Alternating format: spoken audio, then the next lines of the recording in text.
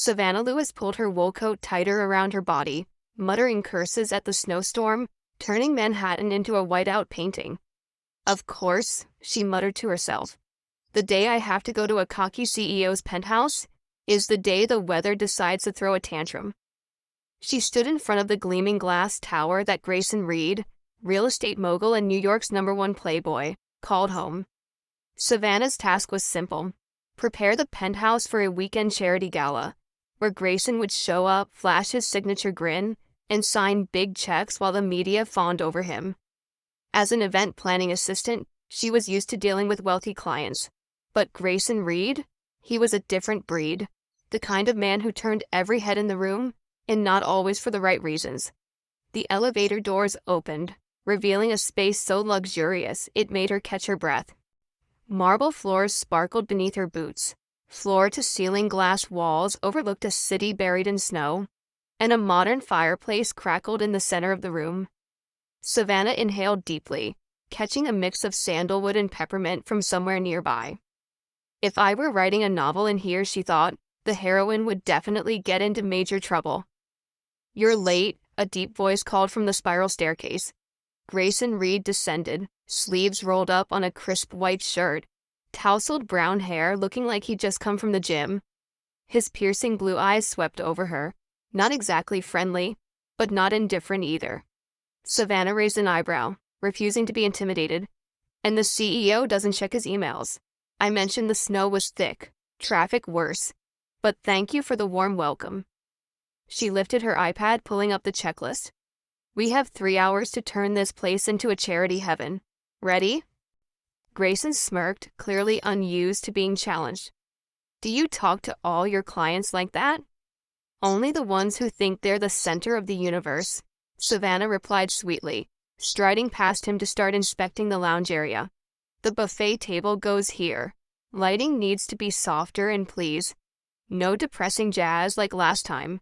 We're raising money, not hosting a wake. Grayson chuckled, the sound low and unexpected. You're interesting. What's your name? Savannah Lewis. And I'm not here to be interesting. I'm here to work. She glanced at him, trying hard to ignore the way he'd leaned casually against the bar, like a leading man in a romantic movie. Focus, Savannah. He's the kind of man who made your mother cry her youth away. But the blizzard had other plans. Just an hour later, news broke. Roads iced over. Traffic frozen. Savannah stared out the glass walls, snow falling so heavily, the city lights disappeared behind it. Great. Now what? Sleep in Mr. Reed's kitchen? Grayson, pouring himself a glass of wine, shrugged. Or you could stay. This penthouse has enough rooms for an army. He handed her a glass, his eyes glinting with mischief. Call it a surprise holiday. Savannah hesitated, but the warmth of the fireplace won out over the cold outside. She accepted the glass. Fine. But if I catch you trying anything, I will use this bottle as a weapon. He laughed, more genuinely this time. Noted. Now, Miss Lewis, tell me, what does a sharp-tongued event planner do when she's not arguing with clients? They sat on the long sofa, firelight dancing across the glass walls. Maybe it was the wine, or the strange intimacy of the night, but Savannah blurted, I write stories, romance novels, the kind where the heroine doesn't fall into the rich guy's arms after one night. She winked, almost daring him. Grayson tilted his head, intrigued. And the rich guy in your stories, what's he like? Let's just say, he needs to learn how to love someone other than himself, she replied, taking a sip of wine. And you? Besides building empires and dating supermodels, what does Grayson Reed do? He paused, eyes distant. I grew up in a big house, but it was cold. My father wasn't the kind who stuck around. I guess I learned not to expect much from anyone. He shrugged, as if brushing the story away. But you believe in happy endings, don't you? Savannah smiled faintly. I want to, but real life isn't like books. Sometimes people only get one night, and then it's gone. Maybe it was the wine, or the way he looked at her, no longer arrogant, but like he was searching for something. Maybe it was the howling snowstorm outside, shrinking the world to just the two of them. Grayson leaned closer, his breath warm against her cheek. Then if you only had one night, he whispered, what would you write in the next chapter? Savannah didn't pull away. Her heart pounded, but she smiled. I'd write a kiss just so the heroine knows she doesn't need him. And then, as if the two of them had stepped into a page of her novel, he kissed her. Not gently, but fiercely, as if trying to say something neither of them could put into words. Clothes fell to the marble floor, the fireplace burned brighter, and the blizzard outside ceased to matter. As Savannah closed her eyes, she thought, this is a mistake. But if it were a chapter in a book, at least it would be one to remember. You're watching Soul Stories, where every tale whispers of love, healing, and hope.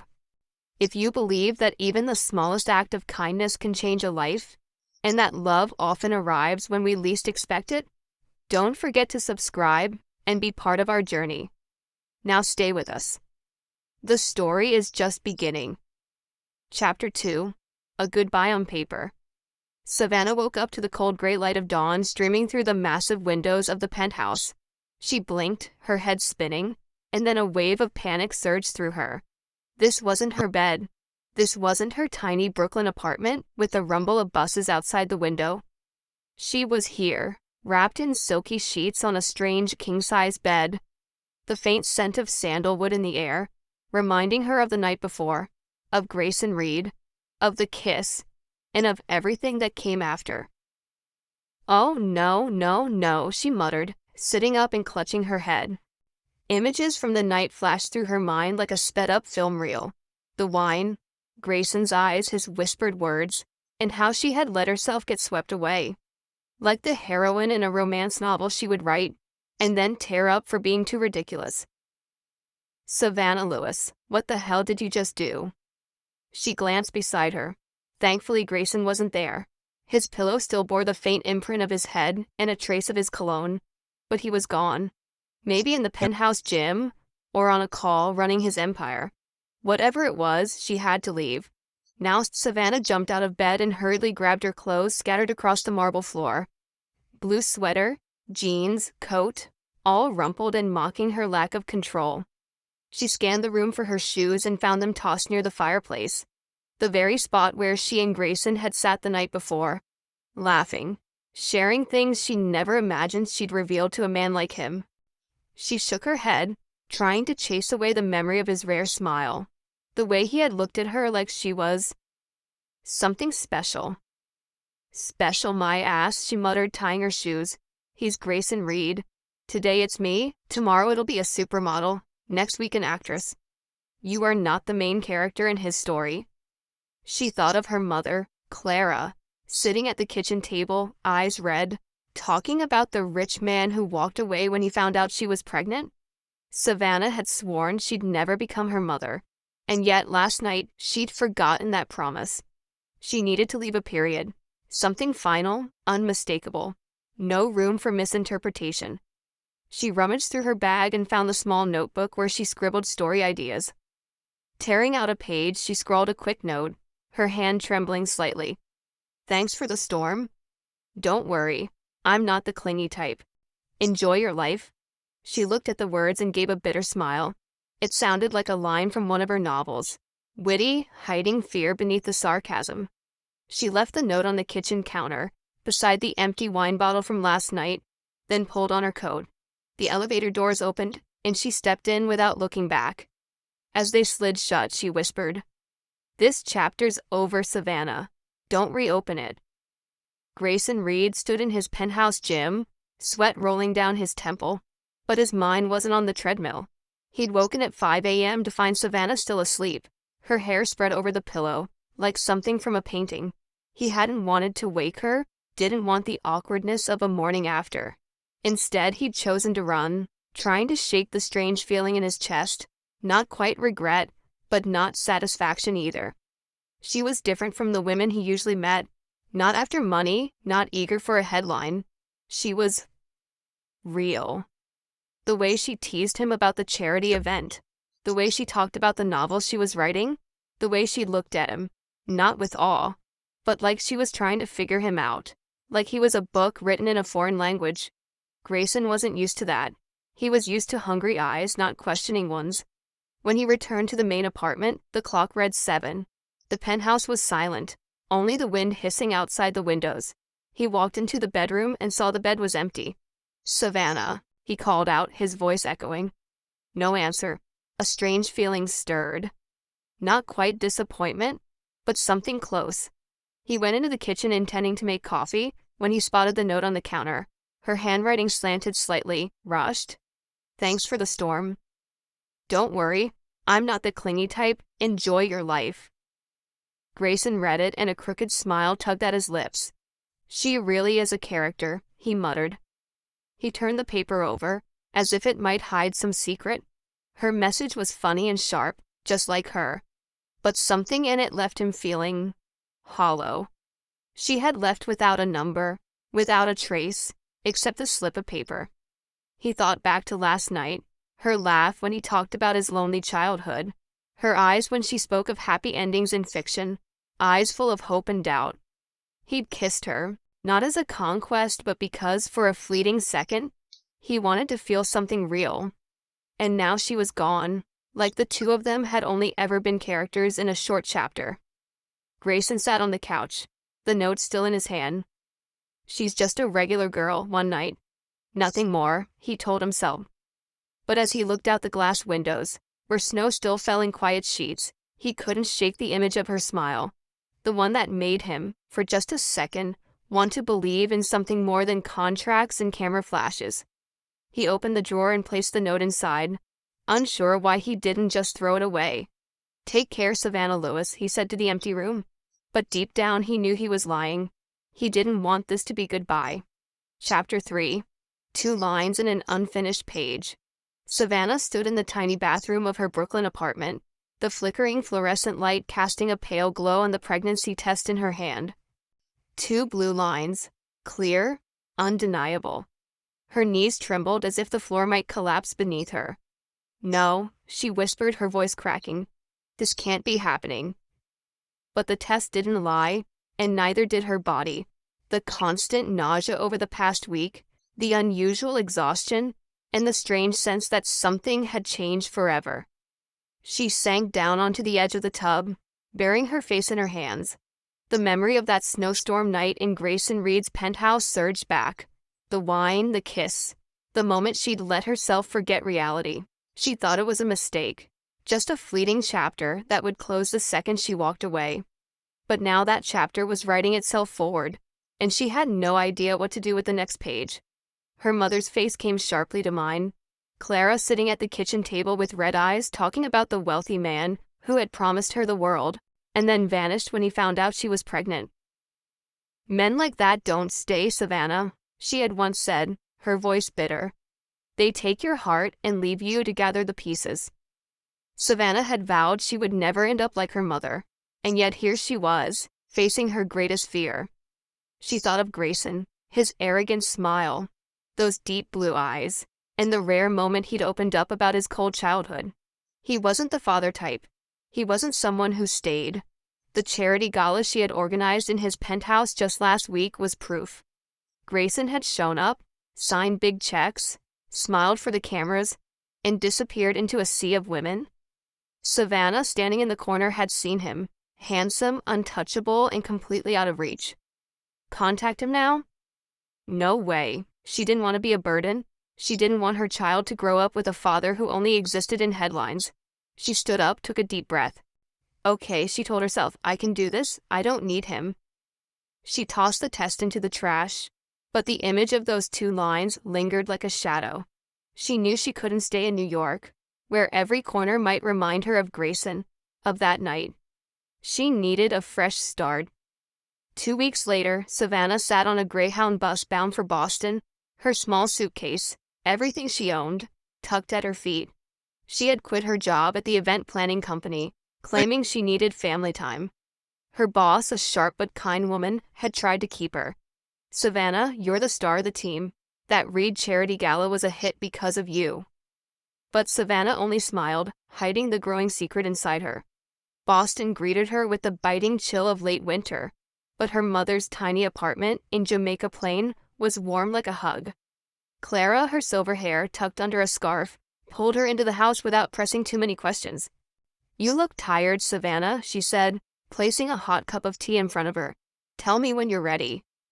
Savannah wasn't ready. Instead, she found a part-time job at the nearby public library, shelving books and helping kids find comic books. The job was simple, the pay enough to keep her from relying entirely on her mom, but it gave her too much time to think. Every night, she sat at the old wooden desk in her childhood room, opened her laptop, and continued writing her romance novel. The heroine, a strong-willed woman named Eliza, wasn't afraid of love, wasn't afraid of being hurt. Eliza was the woman Savannah wished she could be. But every line she typed reminded her of Grayson, the way he tilted his head when she teased him, the way he whispered her name that night in a storm. One evening, with wind howling outside her window, Savannah typed a scene she knew she'd delete later. Eliza looked at the man standing before her, his eyes as deep as the sea, intoxicating, dangerous. "You're not the kind who stays," she said, but her heart didn't listen. He smiled, and she knew she had already lost. She closed the laptop, tears slipping silently down her cheeks. "You idiot, Savannah," she scolded herself. "He's not the hero, and you're not Eliza." But as she lay on the bed, one hand resting instinctively over her stomach, she felt a small life growing inside her, and a part of her wondered, if she told Grayson, would he want to continue the story? Clara knocked softly and entered with a plate of freshly baked cookies. "Sweetheart, I don't know what's going on, but I know that look," she said, sitting beside her. "When I was pregnant with you, I was scared too. But you turned out to be the best thing that ever happened to me. Whatever you're facing, you're stronger than I ever was."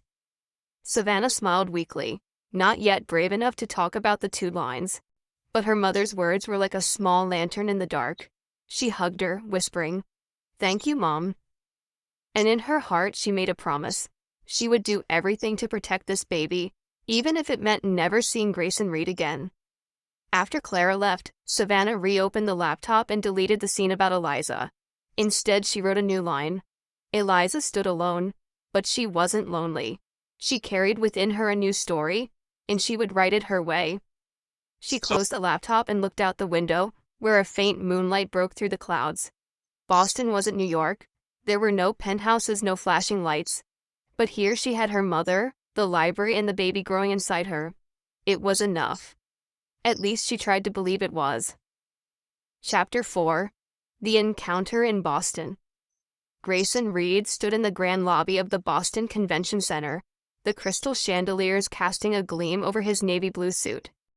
He was there as the main sponsor of a literary conference, a move his PR team had praised as the perfect way to soften the Playboy image.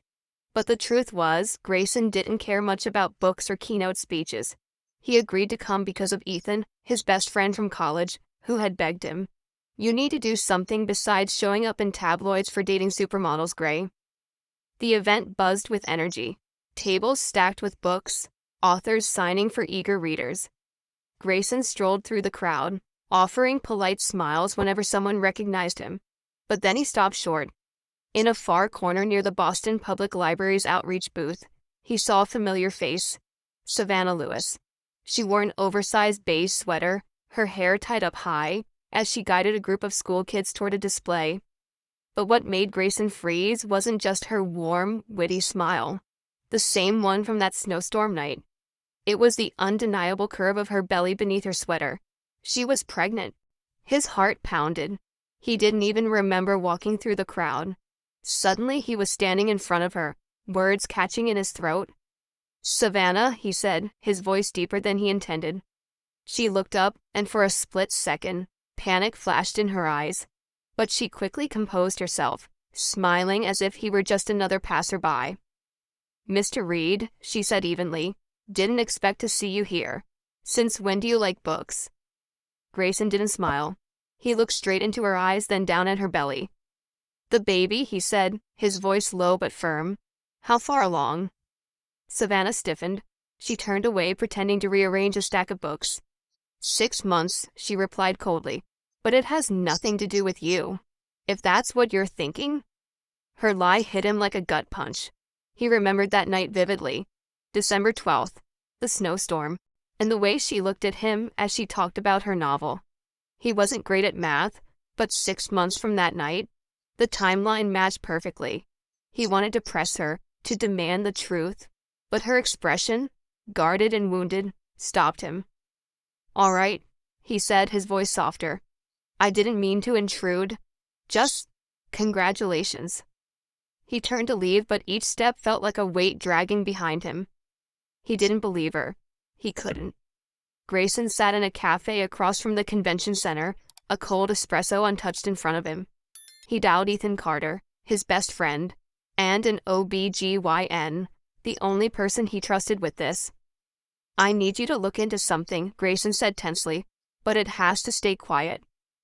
Ethan, catching a break between shifts at the hospital, sighed on the other end. "What now, Gray? Did you get tangled up with another girl?" "It's not like that," Grayson cut in, then briefly explained about Savannah, the snowstorm, and the encounter just now. He ended with, "She says the baby's not mine, but I know she's lying." There was a pause, then Ethan asked, "If she doesn't want you to know, what right do you have to interfere? You don't even know if you want to be a father." Grayson clenched the phone. Ethan knew too well about his cold childhood, about the mansion he grew up in, where his wealthy father had walked out on him and his mother for another woman. Grayson had grown up with his mother's words echoing in his head. "Don't be like your father, Grayson. Don't break someone's heart the way he broke mine." But what had he done? Become a womanizer, allergic to anything resembling love. "I don't know if I want to be a father," Grayson admitted, voice hoarse. "But if that child is mine, I need to know. I can't let them grow up without me. Not like I did." Ethan sighed. "Okay. Give me her name and birthday, if you have it. I'll check the records. Quietly, no pressure. But Gray, if that child is yours, you'd better prove you're not your father. Being a dad isn't about writing checks." Grayson nodded even though Ethan couldn't see him. "I know, just help me find out." Savannah sat in the staff lounge at the library, cradling a cup of ginger tea to soothe her nausea. Running into Grayson had been the last thing she expected. And the lie, "The baby's not yours," still rang in her ears. She'd practiced that line 100 times, prepared for the day he might appear. But when she looked into his eyes, she almost couldn't say it. She didn't want him to know, not because she hated him, but because she was scared. Scared he'd laugh, like he probably did reading her note that morning after. Scared he'd offer money to solve the problem, like her own father had done to her mother. Scared that if he stayed, she'd believe him, and then her heart would shatter when he left. She placed a hand on her belly, feeling a tiny kick. "It's just you and me, little one," she whispered, "and that's enough." But the memory of Grayson's gaze, neither arrogant nor cold, but full of questions, lingered in her chest. A small part of her wondered, had she been wrong to push him away? Inside her bag, her notebook lay open to the last page, where she'd been writing about Eliza, the strong heroine she always aspired to be. She picked up her pen and added a new line. Eliza stood before the man she once loved, and she lied. Not because she didn't trust him, but because she didn't trust herself. She closed the notebook, stood up, and returned to work. But as she shelved books, the image of Grayson in that crowd, his eyes locked on her, refused to fade. She told herself, he'll forget, he's Grayson Reed. But deep down, she knew he wouldn't forget that easily. Grayson returned to his hotel, opened the drawer and pulled out the note Savannah had left the morning after the snowstorm. "Thanks for the storm," he read again, a faint smile tugging at his lips. He didn't know why he had kept it, but now it felt like the only thread connecting him to her, and maybe to the baby. He texted Ethan, "Her name is Savannah Lewis. Please check for me." Then he looked out the window, where Boston glowed under golden lights. For the first time in his life, Grayson Reed felt like he wasn't in control. And for the first time, he didn't want to run. Chapter 5. Quiet Footsteps. Grayson Reed sat in his Manhattan office, the city lights spilling through the glass windows behind him, but his thoughts were far away. On his desk lay a report from Ethan, his best friend and trusted OBGYN, confirming what Grayson had already suspected. The due date of Savannah's baby matched perfectly with the night of the snowstorm. There was no doubt anymore. The baby Savannah carried was his. He closed his eyes. The image of Savannah at the literary conference in Boston came rushing back. Her rounded belly, her eyes defiant yet wounded as she said, "The baby's not yours." He had wanted to shout, to force her to admit the truth, but something inside him, maybe the memory of his own father abandoning him and his mother, held him back. If he wanted to be part of this child's life, he had to do it the right way, not with money, not with power, but with sincerity. Grayson stood, grabbing his coat. "I'm going to Boston," he said into the phone, cutting off his assistant's question. He didn't know what he would say when he saw Savannah, but he knew one thing. He couldn't sit back and do nothing. Not this time. Boston on a late spring afternoon was clear but cold. Grayson stood in front of a modest red brick building in Jamaica Plain, pansies hanging from the windowsills. It was a far cry from his sleek penthouse. Simple, warm, like a real home. He took a deep breath, clutching a hardcover copy of Jane Eyre. On the night of the blizzard, Savannah had told him she loved the book. Loved how Jane stayed strong even when her heart was broken. Grayson had tracked down a beautiful edition, not to impress her, but to show her he remembered. He knocked. His heart pounded. The door opened, and there she was, wearing a loose sweater and leggings, hair pulled back messily. She froze, her hand instinctively resting on her belly. "Grayson?" she said, voice trembling, part surprise, part defense. "What are you doing here?" He looked at her, not breaking eye contact. "I know the truth, Savannah," he said, voice low but gentle. "The baby is mine." Her face paled. She stepped back, clutching the doorframe like it might hold her up. "Who told you?" "How did you—" She stopped, her eyes flashing with anger. "You investigated me?" Grayson raised his hand, as if calming a storm. "It's not what you think. I asked a friend to check the due date. I didn't force anything, didn't cross any lines. But I had to know." He stepped closer, voice softening. "You're afraid I'm like the men who let you down. I get that. But have you even considered that maybe I want to do the right thing?" Savannah stared at him. Then, as if a wall inside her cracked, tears welled up and spilled over. She turned her face away, wiping her cheek. "You don't understand, Grayson," she whispered. "My mom once trusted a man like you. Rich, charming, full of promises, and he left her. Left her with me? I don't want my child growing up in a fantasy, where their father only shows up when it's convenient." Her words cut like knives. Grayson thought of his own father, who had walked out when he was just 5, leaving his mother with overdue bills and a shattered heart. "I'm not your father, Savannah," he said, his voice hoarse, "and I don't want to be mine either. I can't promise I'll be perfect, but I want to try, for the baby, and for you." Savannah let out a sob and covered her face. "You don't know what you're saying," she cried. "You're Grayson Reed. You have everything. Companies, supermodels, flashing lights.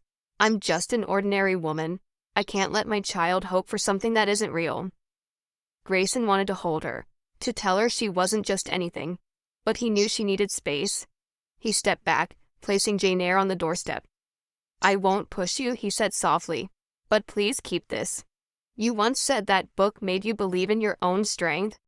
I hope it reminds you that you're worth believing in." He opened the book and showed her a handwritten message on the first page. "For you and for all the unwritten chapters." Then he turned and walked away, every step heavy, like leaving a part of himself behind. Savannah closed the door, clutching the book, tears still falling. She sat on the worn couch in the living room, the smell of her mother's cookie still lingering in the air. She opened Jane Eyre, read his note, and her heart twisted. He remembered. He remembered the nights she spoke of that book, of her dream to write. But was that enough? Her mother, Clara, walked in from the kitchen carrying a tray of tea. "Sweetheart, I heard everything," she said, sitting beside her. "He came all the way here. Not everyone would." Savannah shook her head. "You don't understand, Mom. He's Grayson Reed. He doesn't belong in our world. If I let him in and he walks away, I won't survive it." Clara placed a gentle hand over hers, eyes kind but firm. "I was once just as scared, but I had you and I've never regretted it. He may not be perfect, but he's here." Give both of you a chance, even a small one." Savannah didn't reply. She only clutched the book tighter. When her mother left the room, she opened her laptop, staring at her unfinished novel. Eliza, her character, stood at a crossroads. Trust the man in front of her, or run away. Savannah typed. Eliza didn't know if she could trust him, but she knew if she didn't try, she'd always wonder what could have been.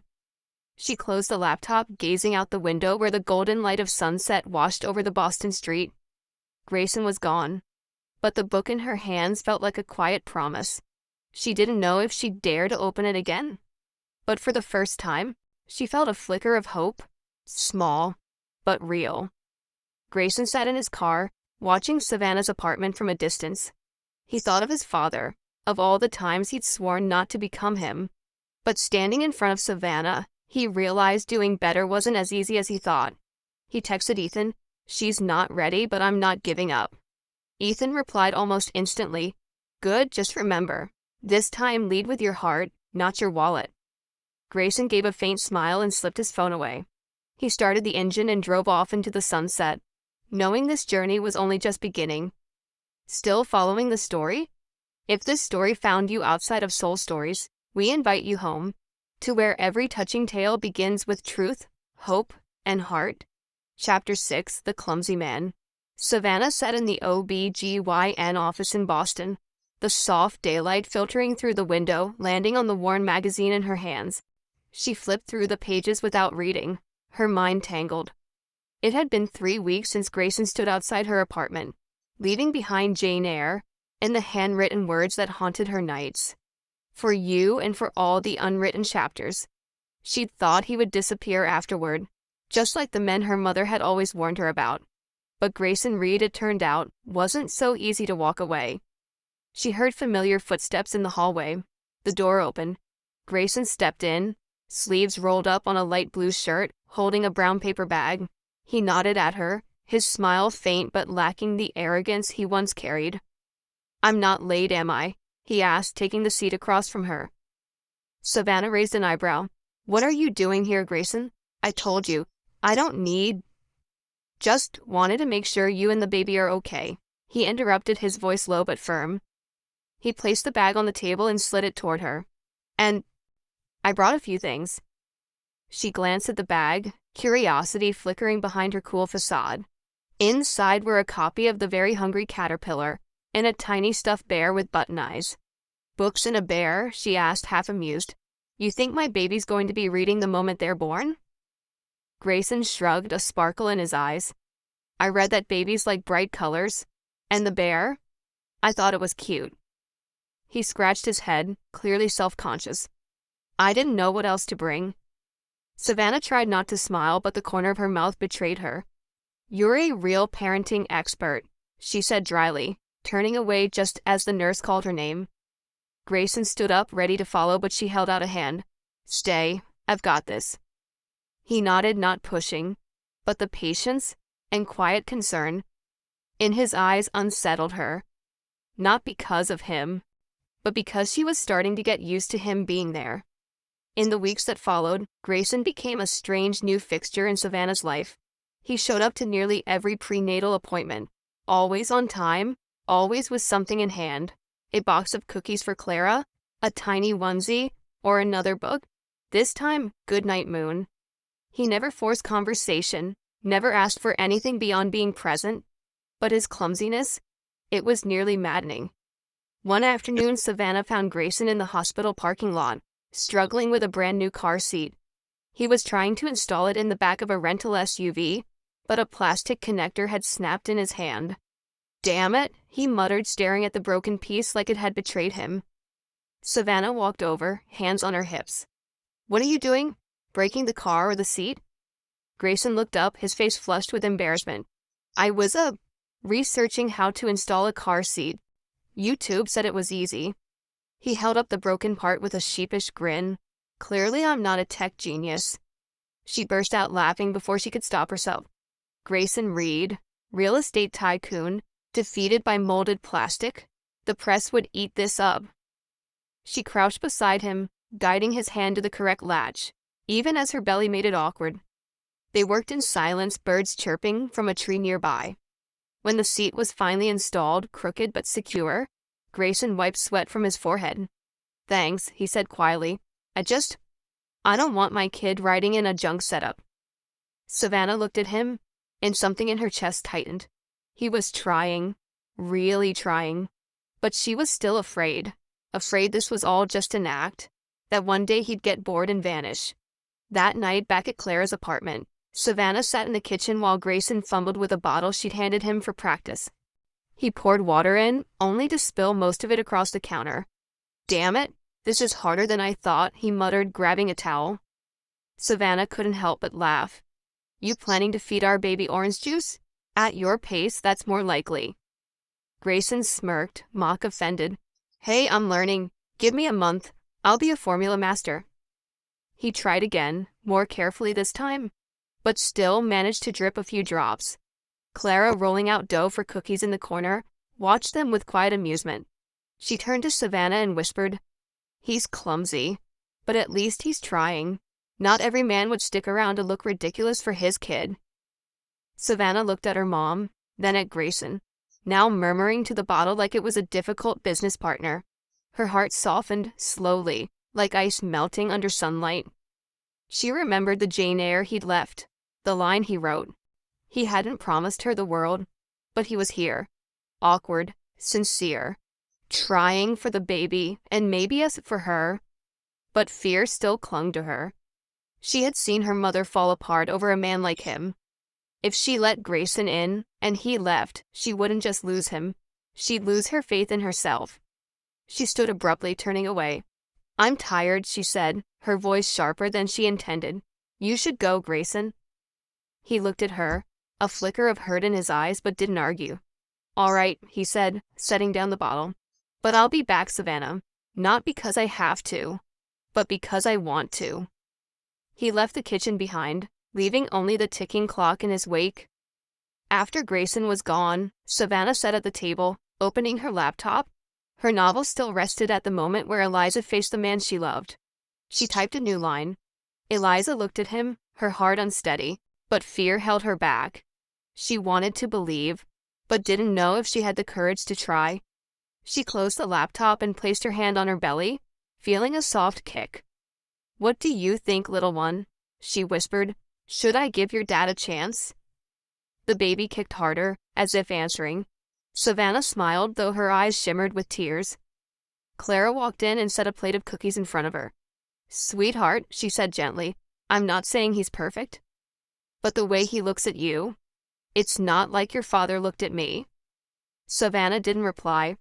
She picked up a cookie, took a small bite, and gazed out the window, where the moonlight spilled across the quiet Boston street.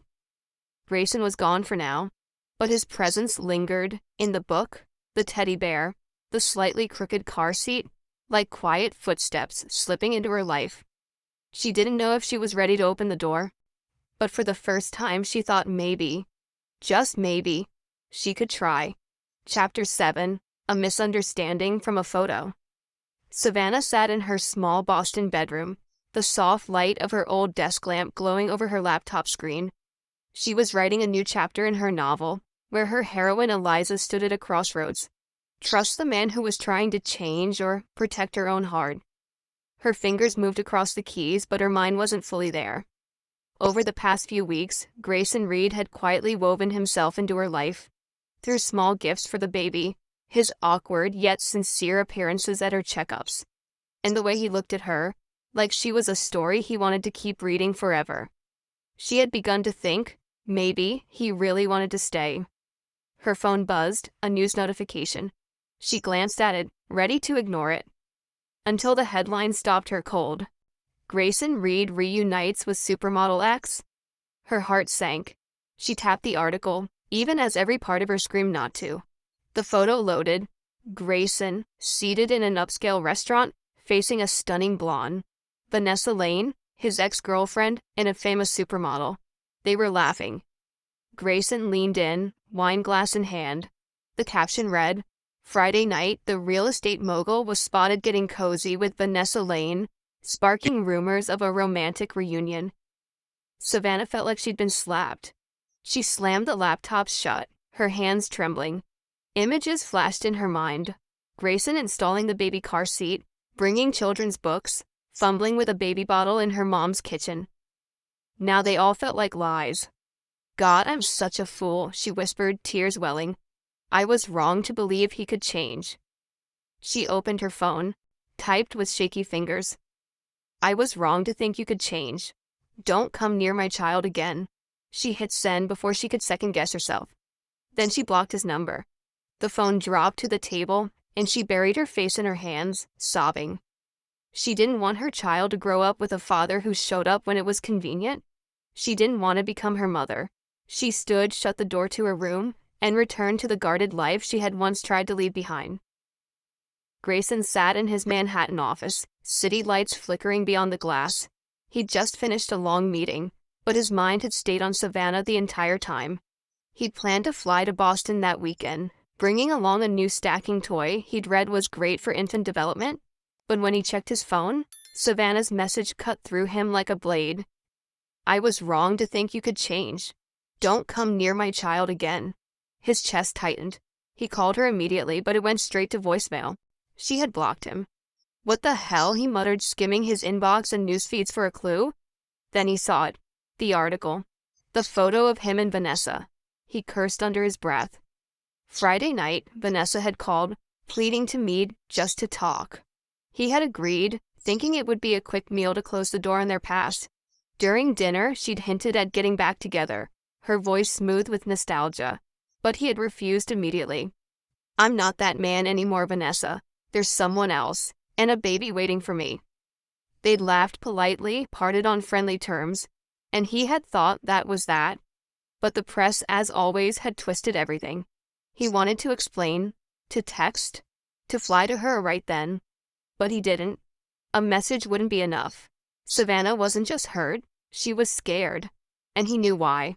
She had told him about her mother, about the pain of broken promises. If he called now, she'd think he was just trying to defend himself. He had to do more than explain. He had to show her he meant to stay. Grayson called Ethan, his voice tight.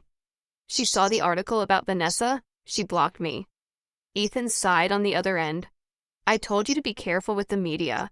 But Gray, if she means something to you, you have to prove it. With actions, not words. You know what she's afraid of. Grayson nodded, though Ethan couldn't see him. I know, but I'm not giving up.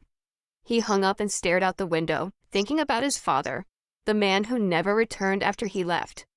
Grayson would not be that man. Not with Savannah, not with his child. Savannah sat at the Boston Public Library shelving books while her thoughts drifted far. She hadn't touched her laptop since seeing the article. She hadn't written a single new line in her novel. Eliza, her heroine, now felt like a stranger, brave, willing to love, willing to trust. Savannah no longer felt like Eliza. She was just a pregnant woman, afraid and trying to protect her heart. Clara noticed the change in her. That night in their small kitchen, she placed a plate of cookies in front of her daughter. Sweetheart, I know you're hurting, she said softly, but are you sure he doesn't deserve a chance to explain? Savannah shook her head, eyes burning. You didn't see the photo? He was smiling at her like we didn't exist. I can't let myself hope again. Clara reached across the table, gently taking her hand. I used to think like you, but I was wrong to let fear keep me from finding happiness. Don't let your baby grow up with a mother too afraid to love, Savannah. Her mother's words hit hard, but Savannah didn't respond. She returned to her room and opened Jane Eyre, the book Grayson had left for her. She reread his handwritten note. For you and for all the unwritten chapters. Tears dripped onto the page, but she closed the book. She didn't want to remember. Grayson sat in his hotel room in Boston. He had flown in that morning but hadn't gone to Savannah's apartment. Not yet. He knew she needed space, and he needed a plan. He opened his laptop and began to write a letter. Not a text, not an email, but a handwritten letter, like the ones he had seen his mother keep. Words that carried weight, even when promises failed. He wrote slowly, each word a vow. He didn't know if Savannah would read it, but he had to try, not to prove she was wrong, but to prove he could stay. not just for the baby, but for her, the woman who was quietly rewriting the story of his heart. Chapter 8. A Letter from a Father. Savannah sat on the worn sofa in her small Boston apartment, the warm yellow light from the floor lamp casting a glow over Jane Eyre on the coffee table. It had been a week since she sent her last message to Grayson, cutting him off after seeing the article about him and Vanessa Lane. She had tried to return to her quiet life, focusing on her work at the library and the soft kicks of the baby inside her. But every night when she opened her laptop to write, her fingers froze. Eliza, her once bold heroine, had vanished. Now there was only Savannah, afraid, uncertain, and hollow. A knock at the door broke her thoughts. Clara, who had been washing dishes in the kitchen, wiped her hands on her apron and answered. "Just mail," she called, returning with a thick white envelope. "For you, Savannah. No return address." Savannah frowned, taking it. The handwriting on the front was slanted and strong, not familiar. She tore it open, her heart racing. Inside was a cream-colored handwritten letter in a small bundle of typed pages, neatly clipped together. She glanced at the bottom of the letter. Grayson Reed. Her breath caught. She looked at her mother. "Mom, I need a minute." Clara nodded, offered a soft smile, and returned to the kitchen. Savannah took a deep breath, unfolded the letter, and began to read. "Savannah, I don't know if you'll read this, but I have to write it, not to justify myself, not to ask for forgiveness, but to say what I never had the courage to before. The article about Vanessa was a misunderstanding. She wanted to get back together. I told her no. I told her I'd change, that there was someone else, you, and that I had a child waiting for me. That photo was a single moment, but I know it hurt you. I wanted to explain right away, but a text wouldn't be enough. You deserve the truth from the heart, not from a screen. I never really knew what love was. I grew up in a house that didn't have it. My father left when I was 5, leaving my mother and me behind with nothing but broken promises. I swore I'd never be like him, but I lived like a man who avoided anything close to love. And then I met you, and everything changed. Since the day I learned you were carrying my child, I've wanted to write a different story. For them, and for you. I'm not going to promise perfection. You already know I'm clumsy. Broken car seats, spilled bottles. But I'm learning, and I want to learn for you and for our baby. I'm not asking for your forgiveness right now. Just a chance to prove I can stay. Enclosed is a short manuscript I wrote. It's not as good as your novels, but it's honest. If you read it, I hope you'll see that I'm not the man in the headlines. I'm the man trying to become a father. Grayson?" Savannah placed the letter down, tears rolling silently down her cheeks. Her hands trembled as she opened the pages. Just a few, neatly typed. The handwritten title at the top read, "The Man Learning to Be a Father." It told the story of a man named Elias who grew up in a cold, empty home and never learned how to love. One day he met a woman who was carrying his child. She pushed him away, but he stayed, learning step by step how to become the father he never had. The story ended unfinished with Elias standing on the woman's doorstep, waiting for a chance. Savannah's tears splashed onto the paper, smudging the ink. Grayson's words weren't poetic, but they were raw, real. He had poured his heart into every line. She thought of him, awkward with baby gear, reading children's books, standing in her kitchen with a formula bottle and a hopeful look. She had feared he was like her father. But this letter, this story, it was something her father had never done. Clara came in with a cup of ginger tea. She saw the tears on Savannah's face. Then her eyes landed on the letter. "Sweetheart," she said gently, sitting beside her. "I didn't read it, but I can tell it matters. So, what do you feel?" Savannah wiped her eyes, voice hoarse. "I'm scared, Mom. I'm scared that if I trust him, I'll fall apart again. But he wrote this. He tried. Not many people are brave enough to rewrite themselves, right?" Clara smiled, placing her hand over hers. "I used to believe all men were the same. I was wrong. That man didn't just show up with words, he brought his heart. Don't let my fear from the past steal your chance at happiness." Savannah leaned into her mother's embrace, feeling her warmth. She looked at the manuscript on the table. Grayson's words echoed in her mind. I want to write a different story. She didn't know if she was ready to forgive him, but for the first time, she wanted to try. Grayson sat in his Boston hotel room, staring out at the city's twinkling skyline. He had mailed the letter himself, no assistant, no courier, because he wanted it to reach Savannah the most honest way possible. He didn't know if she would read it, or keep it, or throw it away. But writing it felt like the first time he had truly told the truth, to her and to himself. He thought of his father, of the letters his mother once waited for but never received. Grayson had always feared becoming him, but writing to Savannah, he realized he wasn't the same, not because he was better, but because he wanted to be. He texted Ethan, I sent the letter. Now. I wait. Ethan replied almost instantly, good, but if she doesn't respond, don't do anything stupid like fly to Paris to find her. Grayson let out a soft laugh, pocketing his phone. He wasn't going anywhere. This time he was staying in Boston. Whether or not she opened the door. Savannah lay in bed, Grayson's manuscript in hand. She reread the final passage, where Elias stood outside the woman's home, waiting.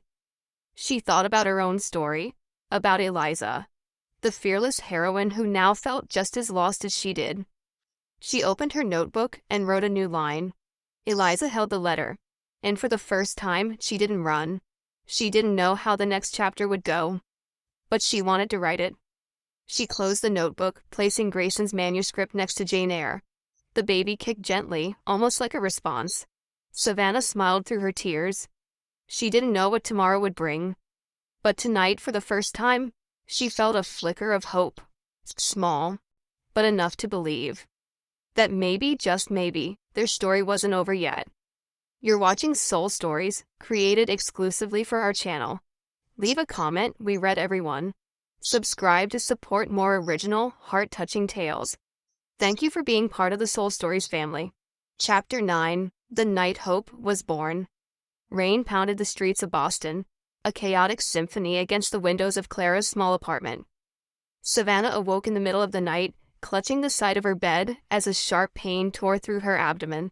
She inhaled deeply, trying to stay calm, but the contractions came faster, harder. This isn't right, she whispered, hands trembling as she checked the clock. The baby was early, 2 weeks early. Mom, she called, her voice breaking. Clara appeared instantly, her silver hair tousled, eyes widening as she saw her daughter curled up on the bed. Sweetheart, what is it? She asked, but the look on Savannah's face told her everything. Oh God, okay. I'm calling an ambulance. Just breathe, honey. Stay with me. In the haze of pain, Savannah thought of Grayson. His letter, the manuscript, the man learning to be a father, still sat on her desk beside Jane Eyre.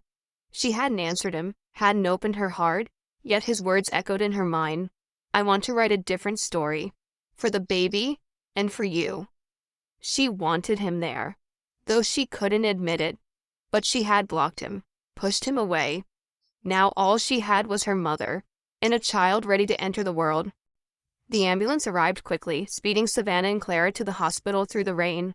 Savannah squeezed her mother's hand, each contraction stealing her strength. Mom, I'm scared, she whispered, tears running down her face. Clara stroked her hair, her voice steady. You're stronger than you think, Savannah. She'll be okay, and so will you.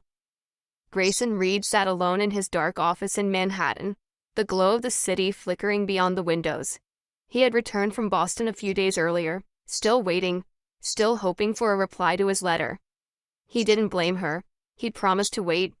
But when his phone rang at 2 a.m., his heart jumped. Ethan's name lit up the screen. Gray, you need to come to Boston, now, Ethan said, urgency in his voice. Savannah's in labor, early. She's at the hospital. I just got the call. Grayson felt his chest tighten. Early? Is she okay?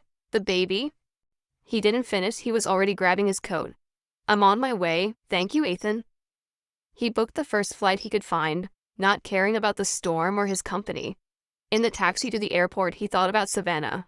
Her face when she pushed him away. Her rare laugh when he spilled the bottle. Her fear. He had doubted himself. Feared he wasn't enough. Feared he'd become his father. But now all he wanted was to be there. even if she didn't want to see him. The hospital in Boston glowed under sterile white lights, the faint scent of antiseptic lingering in the air. Grayson arrived at 4 a.m., soaked to the bone, hair plastered to his forehead. Ethan met him in the lobby, guiding him to the maternity wing.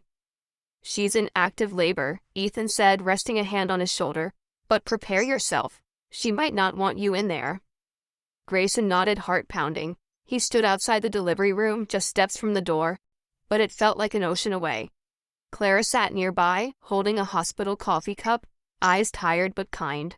"You came," she said softly, smiling. "I knew you would." "I don't know if she wants me here," Grayson murmured. "She's angry, and I don't want to hurt her more." Clara rose and placed her hand on his arm. "Savannah's my daughter. I know she's scared, but she needs you, even if she doesn't say it. Just be here, even if it's just outside the door." Grayson nodded, feeling like a lost boy. He leaned against the wall, eyes fixed on the door. He could hear the rain outside. He thought of the letter he'd written, the manuscript he'd sent. He didn't know if he'd be a good father, but he knew he wanted to try. More than anything he'd ever wanted before. Inside the delivery room, Savannah gripped the nurse's hand, pain nearly overwhelming her. In a moment of weakness, she had whispered Grayson's name. She didn't even know if he was there. The nurse, a warm-eyed woman with a soothing voice, wiped her forehead gently. "You're doing great, Savannah. The man you asked for, he's here. Do you want me to bring him in?" Savannah bit her lip, tears spilling down her cheeks. She was still angry about the photo with Vanessa. Angry he had given her hope, but as the next contraction surged, she realized she didn't want to do this alone. "Bring him," she whispered. The nurse stepped outside and found Grayson. "She called for you," she said with a soft smile. "Go in." Grayson could hardly believe it. He stepped inside, heart hammering. Savannah lay on the hospital bed, sweat-soaked and red-eyed, but still the most beautiful woman he had ever seen. He rushed to her side, taking her hand in his without hesitation. "I'm here, Savannah," he said, voice breaking. "I'm not going anywhere." She looked up at him, pain and relief flooding her eyes. "You? You came," she whispered, squeezing his hand. "Don't leave me, please." "Never," he said, and for the first time, he meant it with every piece of his soul. When the baby girl was born, her cry echoed through the room like a victory song. Savannah, exhausted, smiled as the nurse placed the newborn in her arms. She was tiny, pink, her eyes shut tight. Grayson stood beside her, breath held, afraid to disturb the moment. "What's her name?" the nurse asked, pen poised. Grayson looked down at the baby, then at Savannah. A name floated into his mind, bright and certain. "Hope," he whispered. "Her name is Hope, because she's the first light I've ever seen." Savannah, though drained, laughed softly. "You're terrible at picking names," she said faintly, "but that one's good." She looked from Hope to Grayson, and for the first time, she didn't feel afraid. Clara was called into the room and wrapped her arms around all three of them, tears streaming down her face. "My granddaughter," she whispered, stroking Hope's hair. "And you, Grayson, you did good." Grayson held Savannah's hand, the world narrowing to just this moment. Her, their daughter, and him. He thought about that snowy night, the letter, the almost goodbyes, the times he nearly walked away. But now, looking at the little girl in Savannah's arms, he knew he'd found his reason to stay. Chapter 10, A Small Apartment, A New Page. The small apartment near Boston Common echoed with the laughter of Hope, a 1-year-old with rosy cheeks and a mop of curly hair, crawling across the wooden floor after a red plastic ball. Savannah sat on the couch, laptop on her lap, typing the final chapter of the romance novel she'd spent the past year writing. She glanced up, smiling as Hope stumbled, but immediately resumed crawling without hesitation. "You're a little warrior, aren't you?" she said warmly. A year had passed since that rainy night when Hope was born, since Grayson held her hand in the delivery room and named their daughter Hope, the first light he ever saw. They hadn't gone back to his luxurious Manhattan penthouse or settled into a grand estate. Instead, they chose this place, a 2-bedroom apartment with cream-colored walls and windows that looked out over the park, where the maples were beginning to turn gold. It wasn't perfect, But it was home. It was where they were writing a new story. Grayson stepped out of the kitchen, apron askew, flour streaked across his cheek. He held up a baking tray, but the faint scent of something burned made Savannah arch a brow. "Seriously, Grayson Reed?" she said, closing her laptop. "Were you planning to poison us?" He chuckled, sheepish but still charming. "Hey, I'm improving. Only half was burnt last time." He set the tray down and plopped onto the floor beside Hope, scooping her up and planting a loud kiss on her cheek. Hope giggled and smacked him on the nose. "See? Daddy's getting better, huh, kiddo?" Savannah shook her head, heartful. Grayson had fully embraced his role as the clumsy dad, waking up early to change diapers, singing off-key lullabies, and patiently enduring Hope's habit of coloring on his designer shirts. He still ran his company remotely, flying back to Manhattan when needed, but Boston had become home. Because Boston had Savannah and Hope? She got up and headed to the kitchen to rescue dinner. After giving birth, Savannah had launched a small event planning business, specializing in intimate gatherings and literary panels. It didn't make her millions, but it made her happy, and it gave her time to finish her novel. A novel inspired by their story, a woman afraid to love, and a man learning to stay. She had submitted the manuscript to a publisher the week before. There'd been no word yet, but she felt lighter, like she'd written a piece of her heart and set it free. That night, after Hope had fallen asleep in her crib, Savannah and Grayson sat in the living room, soft jazz humming from an old speaker. A fresh batch of cookies, this time unburnt thanks to Savannah's intervention, rested on the table beside 2 glasses of wine. The scent of pine-scented candles mixed with the crisp autumn air drifting in through a cracked window. Grayson looked at her, something tender but tense in his eyes. "You know," he said quietly, "a year ago, I never thought I'd be here, in a tiny apartment, baking cookies, with a little girl who loves drawing on my face." Savannah smiled, sipping her wine. "Yeah, and you're still terrible at baking, but she adores you, so I forgive you." He laughed, then stood, reaching for the speaker and turning off the music. Savannah frowned, about to ask what he was doing, when he dropped to one knee. From his pocket, he pulled a small velvet box. Her heart thudded, echoing that snowy night when he first kissed her. "Savannah Lewis," Grayson said, opening the box to reveal a simple silver ring set with a small pearl. "I love you, not because of Hope, though she's the light of my life, but because of you. You're the story I want to read over and over. You taught me how to love, how to stay, how to write chapters I never thought I could. Will you marry me?" Savannah covered her mouth, tears spilling down her cheeks as she laughed through them. "You are the cheesiest male lead I've ever written," she said, voice trembling. "But, yes, Grayson, I'll marry you." He slid the ring onto her finger and pulled her into an embrace, kissing her softly but deeply, as if to hold on to this moment forever. Savannah wrapped her arms around him, feeling his warmth. And for the first time, she wasn't afraid. She knew he would stay, not just for Hope, but for her. Later, they sat on the couch. Savannah nestled against his shoulder, absent-mindedly toying with the ring on her finger. "You know," she said, "I used to think love only existed in books. But you and Hope, you're real." Grayson kissed the top of her head. "And you're the best chapter I've ever lived." He looked out the window where moonlight washed over the park. "But next time you bake the cookies, I swear the oven hates me." She laughed, giving him a playful shove. "Deal, clumsy dad." Clara, who had come over to watch Hope, emerged from the kitchen pretending to wipe away tears.